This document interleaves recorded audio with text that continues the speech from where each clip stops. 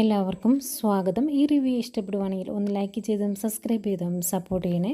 അപ്പോൾ AN ജ്വല്ലറിയുടെ പുതിയ ബ്രാഞ്ചിൻ്റെ മാനേജരാകാൻ പോകുവാണ് അഭി എന്നുള്ള കാര്യം നവ്യ വീട്ടിലെല്ലാവരോടും പറഞ്ഞു.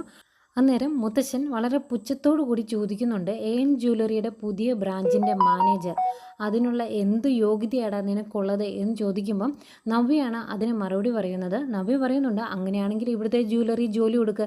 നിങ്ങൾ ഇവിടുത്തെ ജ്വല്ലറി ജോലി കൊടുക്കത്തുമില്ല. അവന് വേറെ ആരെങ്കിലും ജോലി കൊടുക്കാം എന്ന് പറഞ്ഞാൽ നിങ്ങൾ സമ്മതിക്കത്തുമില്ല. പിന്നെ അവൻ എങ്ങനെ ജീവിക്കണമെന്നാണ് നിങ്ങൾ ഈ പറയുന്നത്? ഇതിലെ ന്യായം എന്താണ് എന്നൊക്കെ നവ്യ ചോദിക്കുന്നുണ്ട്. സ്വാഭാവികം ന്യായമായ ചോദ്യമാണ് നവ്യ ചോദിക്കുന്നത്. പിന്നീട് ആദർശിനെയാണ് കാണിക്കുന്നത്. ആദർശ് നയനോട് പറയുവാണ്, അവൻ സ്വർണ്ണക്കടത്തിൽ ജയിലിൽ കിടന്നിട്ടുള്ളതാണ് എന്ന് അവർക്കറിയായിരിക്കും. അവർ അറിയാതിരിക്കില്ലല്ലോ. എന്നിട്ടും അവനെപ്പോലെ ഒരുത്തനെ ഇതുപോലുള്ള ഉത്തരവാദിത്തപ്പെട്ട ഒരു പൊസിഷനിൽ ഇരുത്തണം എങ്കിൽ നമ്മളറിയാത്ത എന്തൊക്കെയോ ഇതിൻ്റെ പിന്നിൽ നടക്കുന്നുണ്ട് എന്ന് ആദർശ് പറയുന്നുണ്ട്.